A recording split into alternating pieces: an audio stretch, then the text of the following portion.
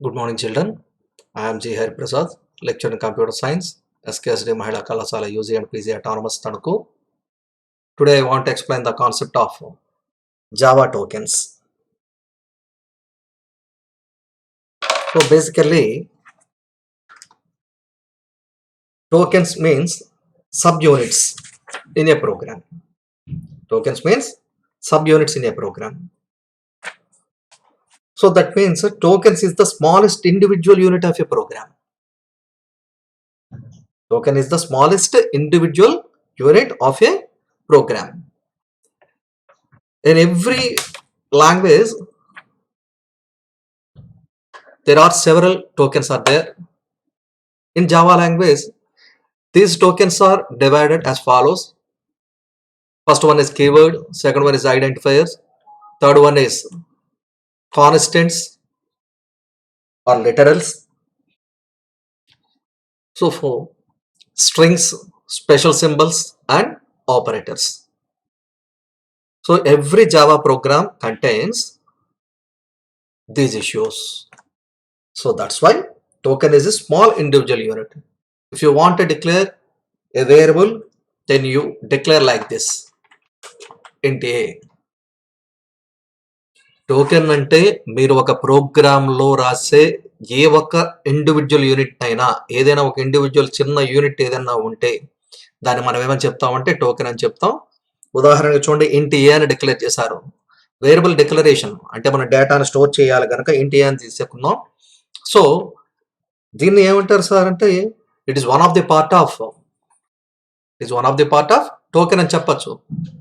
Here ఇంట్ అని రాస్తున్నాం. Int is a keyword. It is a small individual unit. Okay. A is an identifier. Here 10 is a constant. So all these are individual units. మీరు చూస్తే ఇవన్నీ కూడా individual units అని చెప్పడం జరుగుతుంది. Okay. So first of all, I want to discussing about keywords. Keyword means it is a reserved word. It is a reserved word. Keyword means which has predefined meaning. Which has predefined meaning.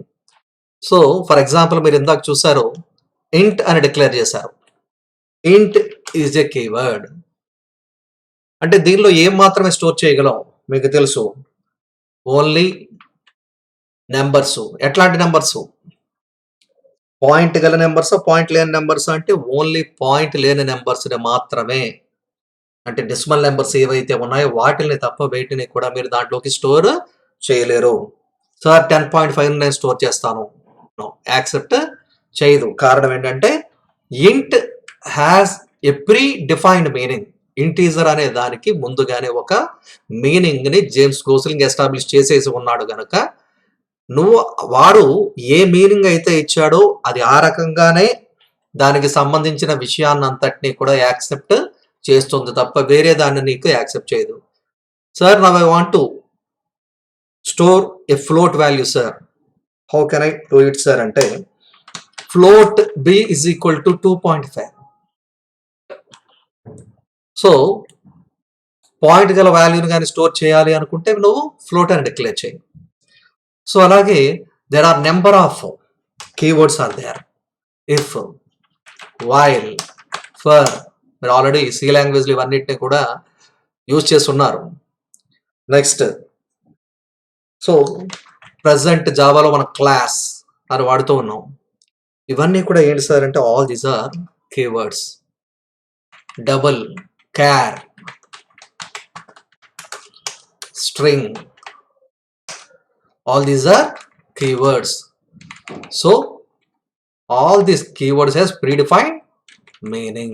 Okay, వీటి యొక్క meaning మీరు ఏమన్నా మార్చగలరా? ఎట్టి పరిస్థితుల్లో మార్చలేరు కాబట్టి వీటిని ఏమని చెప్పారంటే ఇట్ ఈస్ రిజర్వ్డ్ వర్డ్ అని చెప్పడం జరిగింది. ఓకేనా? So at the same time మీరు అబ్జర్వ్ చేయండి, maximum keywords are in lower case. Int, float, double, char, if, while, for, class. So all these are in lower case. So that's why maximum keywords are in lowercase issue. So the programmer must write keywords in lowercase. Okay, there are 51 keywords in Java language. Okay, there are 51 keywords in Java language like int, float, double, long, char, string, class, import, package. There are several import, package.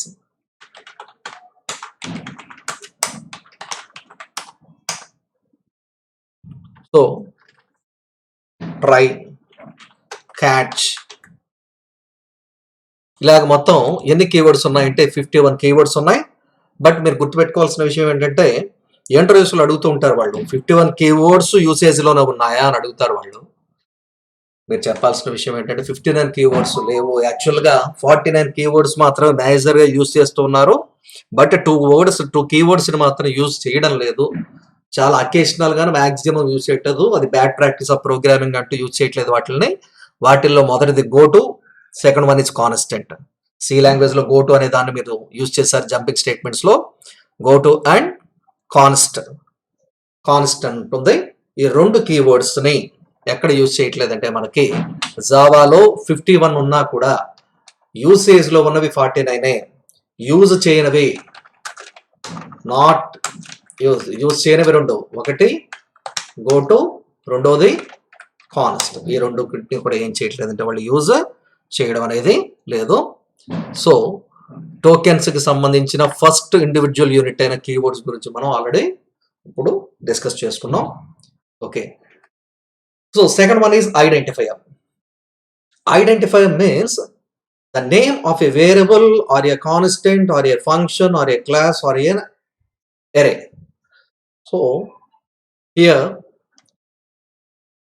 you declare like this. If you want to declare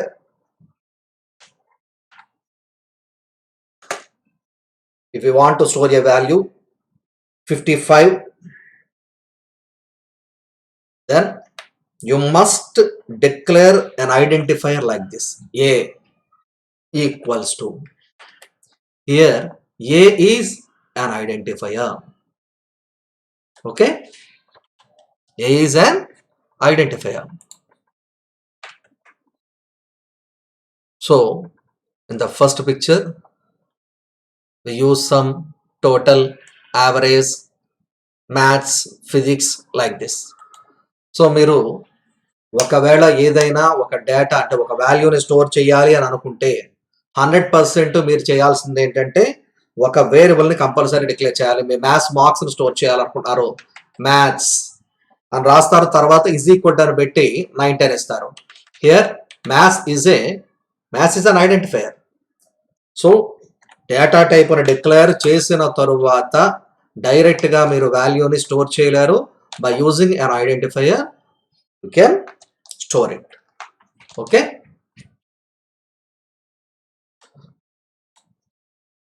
so that's why an identifier used for name for a variable. నేను ఒక variable use చేశాను ఇప్పుడే, int mass is equals to 910 use చేశాను. Constant కూడా నేను use చేశాను అక్కడ a is equal to 10 అని, అంటే ఇప్పుడు అక్కడ 10.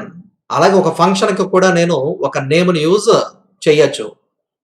లేదా క్లాస్ స్పేస్ అని ప్రతిసారి ఎస్కేఎస్డి అని రాస్తున్నాను. ఏదైనా మీకు ఒక ప్రోగ్రామ్ ఏదైనా ఎక్స్ప్లెనేషన్ ఇవ్వాల్సి వచ్చిన సందర్భాల్లో కూడా నేను ఏ రకంగా రాస్తున్నానంటే క్లాస్ స్పేస్ హరి అని రాయొచ్చు. ఇక్కడ Hari is an identifier. Class space, మీకు అర్థమవుతుంది ఇక్కడ క్లాస్ స్పేస్ ఎస్కేఎస్డి అని రాస్తున్నాను.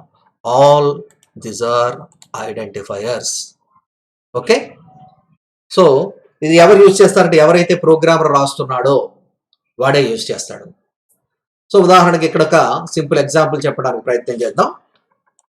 దీని రూల్స్ని మీరు తెలుసుకోవడానికి క్లాస్ ఏదో స్టూడెంట్స్ అని రాస్తున్నాను. ఇక్కడ public static void main string args of. So int a equals to 10. Every identifier has certain rules. A is equal to 10, system dot out dot println A. Now save the Java program. So ఏమైనా save చేద్దాం, students dot Java, ఎందుకంటే ఆ file పేరు నేను అదే ఇచ్చాను, class main class పేరు ఏదైతే ఇచ్చామో ఆ పేరుతోటే మీరు సేవ్ చేయండి. ఇప్పుడు కంపైల్ చేద్దాం. సిఎండి డి డ్రైవ్కి వెళ్ళాం, javac space students dot java. Okay, ఎలాంటి ఎర్ర లేదు కాబట్టి నీకు చూపించింది. అగైన్ స్టూడెంట్స్ 10 అని చూపించింది. ఓకే, అలాగే ఇక్కడ క్లాస్ కి పక్కన కూడా స్టూడెంట్స్ అని ఇచ్చాంగా, so it is also an identifier. ఇక్కడ ఏ అని ఇచ్చాము, it is also an identifier. So దీని రూల్స్ గురించి మాట్లాడుతున్నాను. దీనికి ముందర అండర్ స్కోర్ ఇవ్వచ్చు, అండర్ స్కోర్ స్పేస్. దీని యొక్క రూల్, ఒక ఐడెంటిఫైయర్ ని డిక్లేర్ చేసేటప్పుడు అండర్ స్కోర్ తోటి నువ్వు స్టార్ట్ చేయొచ్చు. అండర్ స్కోర్ స్పేస్ ఏ అని రాయొచ్చు, ఇట్ ఈస్ వ్యాలిడ్. కావాల్సిన చూడండి, మళ్ళా కంపైల్ చేస్తున్నాను. సార్ ఎర్రర్ ఎందుకు వచ్చింది సార్? ఇక్కడ మనం ప్రింట్ చేసేటప్పుడు అండర్ స్కోర్ ఏ అని మనం ప్రింట్ చేయలేదు. సో కాబట్టి మళ్ళా కంపైల్ చేయండి, ఎగ్జిక్యూట్ చేయండి. Now shows the result 10. Okay, కాబట్టి మీరు అబ్జర్వ్ చేస్తే దీని రూల్స్ లో ఇక్కడ మనం మాట్లాడుకుంటాం ఏంటంటే, సో లెటర్స్ ని యూజ్ చేయొచ్చు. ఇంకొక విషయం ఏంటంటే అండర్ స్కోర్ తోటి మనం స్టార్ట్ చేయొచ్చు. నెక్స్ట్ ఇంకొక విషయం మీకు చూపిస్తాను. వేరియబుల్ ని ఇక్కడ డిక్లేర్ చేస్తున్నాను. సారీ, ఇక్కడ లిటరల్ దానికి సంబంధించిన ఒక లెటర్ ఒక వేరియబుల్ కి డిక్లేర్ చేయొచ్చు కాబట్టి ఒక పేరు ఇవ్వచ్చు. కాబట్టి అందులో it is a name of a variable or a class అన్నాం. ఐడెంటిఫైర్ అంటేనే దాన్ని ఐడెంటిఫై చేయడానికి ఒక ఇచ్చే పేరు. అగైన్ డాలర్ ఇలా ఇచ్చి మనం ఇచ్చాం. ఇప్పుడు అవసరం అయితే మనం ఒకసారి ఏం చేద్దాం అంటే దీన్ని కంపైల్ చేయడానికి ప్రయత్నం చేద్దాం. కంపైల్ చేశాను, రిజల్ట్ 10. కానీ మీరు అబ్జర్వ్ చేయండి, నేను యాక్చువల్గా అక్కడ డాలర్ అని ఇచ్చాను నేను. అయినా కూడా ఒకవేళ ఇక్కడ 100 అని ఇచ్చారు, కావాల్సి చూసుకోండి. మీరు కంపైల్ చేస్తే 100 అని ప్రింట్ అవుతుంది. ఎట్లాంటి ఎర్రర్ ని చూపించట్లేదు. కాబట్టి ఐడెంటిఫైయర్స్ కి సర్టెన్ రూల్స్ ఉన్నాయి. ఆ రూల్స్ లో ఖచ్చితంగా ఏంటంటే ఇట్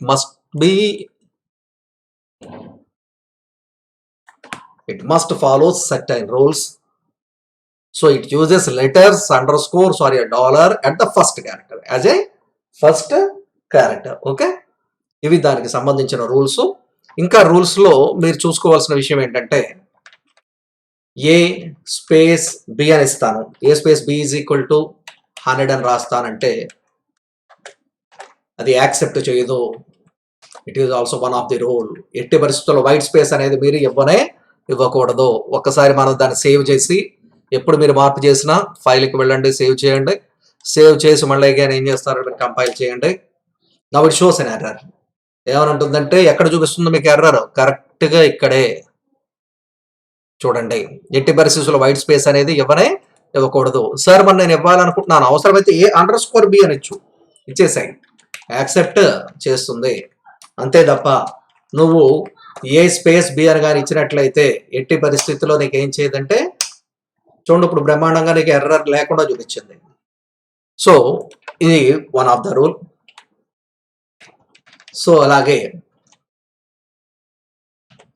ఏబి అని నువ్వు ఇచ్చినా కూడా యాక్సెప్ట్ చేస్తుంది. కాబట్టి ఇక్కడ మన రూల్లో ఒక విషయం చెప్పాం.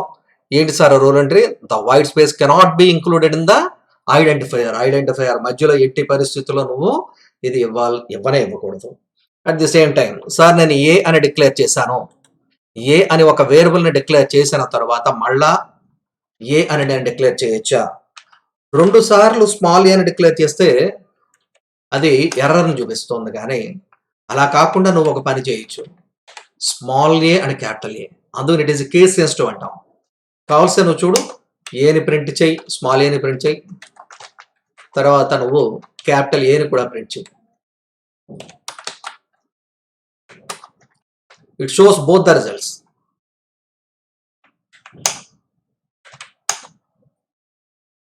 ఓకే, ఎట్లా ఎర్రర్ చూపించాల సార్, 2 ఏలే కదండి, బట్ ఇక్కడ ఒకటి క్యాపిటల్ ఏ, రెండోది స్మాల్ ఏ. సో కాబట్టి నేను మీకు చెప్పదలుచుకున్న విషయం ఏంటంటే ఐడెంటిఫైయర్ కి సంబంధించిన రూల్స్ ఏవైతే ఉన్నాయో దాన్ని ఎక్కడెక్కడ వాడతాం అనే విషయం గురించి మనం మాట్లాడాం. ఓకే, అలాగే మీకు ఇదివరకు కూడా ఎరేస్ అనే వాటిని డిక్లేర్ చేసేవాళ్ళు. ఆ ఎరేస్ అని డిక్లేర్ చేసినప్పుడు ఇంట్ ఏ ఆఫ్ ఎలా రాసేవాళ్ళు, ఏ ఆఫ్ 10 ఎరేకి యూజ్ చేయొచ్చు ఐడెంటిఫైయర్ పేరుని, అంటే ఐడెంటిఫై చేయడానికి, మెమొరీ దాన్ని రికగ్నైజ్ చేయడానికి, లేదా జావా కంపైలర్ ఏదైతే ఉందో పర్టికులర్ డేటాని ఈ పర్టికులర్ లొకేషన్లో ఈ నేమ్తో స్టోర్ చేశానని తెలియటానికి ఐడెంటిఫైయర్ని యూజ్ చేయడం జరుగుతుంది. Okay, next one is literal. Okay, literal means basically it is a constant, అంటే which cannot vary. Which cannot vary, vary means change అని అర్థం. ఎట్టి పరిస్థితుల్లో నువ్వు చేంజ్ చేయలేని ఇష్యూస్ ఏవైతే ఉన్నాయో వాటిని అన్నిటినీ కూడా మనం ఏమని చెప్తామంటే లిటరల్స్ అని చెప్పడం జరుగుతుంది. That means sometimes it is called a constant, sometimes it is called a constant. So that's why in programming literal is a notation that represent a fixed value in the source program, that is called constant. So simple definition ఏంటంటే which we cannot vary, దేన్నైతే నువ్వు మార్చలేవో, మార్చలేని దానిని మనం ఏమని చెప్తామంటే constant అని చెప్పడం జరుగుతుంది. So there are number of constants are there. So integer type of constants are there, string type of constants are there, boolean type of constants are there. There are number of constants are there. So చిన్న example మనం చెప్పుకుందాం. Already మనం ఇక్కడ a is equals to 10 అని ఇచ్చాం. So బాగుంది, కానీ దీని ముందు ఏమి ఇచ్చారు మీరు చెప్పండి, ఇంటీజర్ అని ఇచ్చారు. కాబట్టి ఇది దేనిలోకి వస్తుంది ఈ లిటరల్ అని అంటే 100% నువ్వు అబ్జర్వ్ చేస్తే కంపల్సరీ ఇది ఏ లిటరల్లోకి వస్తుందంటే ఇంటీజర్ లిటరల్, ఇంటీజర్ లిటరల్లోకి వస్తుంది. అంటే ఇక్కడ ఇంటీజర్ లిటరల్ ఎందుకు అయింది సార్, ఫిక్స్డ్ గా 100 అనే ఒక వాల్యూ నేను ఇచ్చాను, ప్రింట్ చేస్తున్నప్పుడు ఇది ఎవరిని ప్రింట్ చేస్తుందంటే ఇంటీజర్ ఇష్యూస్ ఏవైతే ఉన్నాయో దాన్ని ప్రింట్ చేయడం జరుగుతుంది. ఒకవేళ ఇంకా మనం ఈ లిటరల్ ని డివైడ్ చేస్తే ఇంకొక రకంగా కూడా డివైడ్ చేయొచ్చు. మీరు చెప్పచ్చు ఫ్లోట్ లిటరల్, మీరు చెప్పచ్చు. ఎస్, అలా చెప్తాం. ఇంటీజర్ బదులు ఇక్కడ ఏమని ఇస్తాం మనం, డేటా టైప్ ఏమో ఫ్లోట్ అని ఇస్తాం. మనం స్టోర్ చేసే ఒక ఫిక్స్డ్ వాల్యూ ఏంటి సార్ అంటే ఇక్కడ 2.3 అని ఫిక్స్డ్ గా నేను ఇచ్చేసాను. అంటే ఉదాహరణకి మీకు బాగా తెలుసు, మీరు already area of the circle అనే ప్రోగ్రామ్ తెగ చేశారు. So area of the circle program లో దాని యొక్క ఫార్ములా ఏంటంటే పై ఆర్ స్క్వేర్. పై యొక్క ఫార్ములాలకు పైలోకి సంబంధించిన కాన్స్టెంట్ వాల్యూ ఎంత ఇప్పుడు 3.14 ఆర్ 22/7. సో ఇది ఫిక్స్డ్ వాల్యూనా ఫిక్స్డ్ వాల్యూ కాదా అంటే fixed value. This type of fixed value is called literal. Okay, so కాబట్టి ఇక్కడ 3.14 అనేది ఏ టైప్ ఆఫ్ లిటరల్ అంటే ఫ్లోట్ టైప్ ఆఫ్ లిటర్ అని మనం చెప్పచ్చు. Next third one is character literal.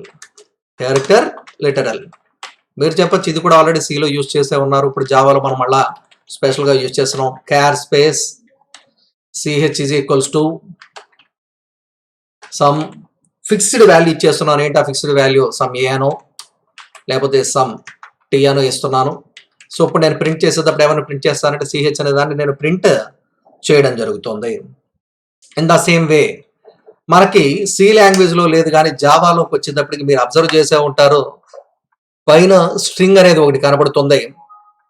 So మనం స్ట్రింగ్ లిటరల్ని కూడా యూజ్ చేయొచ్చు. ఎలా యూజ్ చేస్తాం సార్ అంటే స్ట్రింగ్ లిటరల్ ఏమీ అవసరం లేదు. ఇక్కడ మనం రాసేటప్పుడు క్యారెక్టర్ గా బదులు గ్రూప్ ఆఫ్ క్యారెక్టర్స్ స్టోర్ చేయాలంటే స్ట్రింగ్ స్పేస్ ఏదో ఒక వేరియబుల్ పేరు ఇచ్చి, ఇక్కడ లిటరల్ని యూజ్ చేస్తున్నారు డబుల్ కొటేషన్స్ లో రమణ అని టైప్ చేశాను, లేదా అరుణాచల్ అని టైప్ చేశాను. Here Ramana is single character, group of characters. The group of characters is called string. So that's why it is a string literal. Okay, what is string literal? Here Ramana is string literal. Okay, next, so another one is there, that is boolean. It is a special issue in Java. నేను మీకు మళ్ళీ అది next చూపిస్తాను. ఈ bullion అనేది ఏం చేస్తుందంటే ఎప్పుడు ఏదో రెండు ఇష్యూస్ని మాత్రమే స్టోర్ చేయగలదు. ఆ రెండు ఇష్యూస్ ఏంటంటే మీకు డేటా టైప్స్ అనే కాన్సెప్ట్ మళ్ళీ చెప్తాను నేను.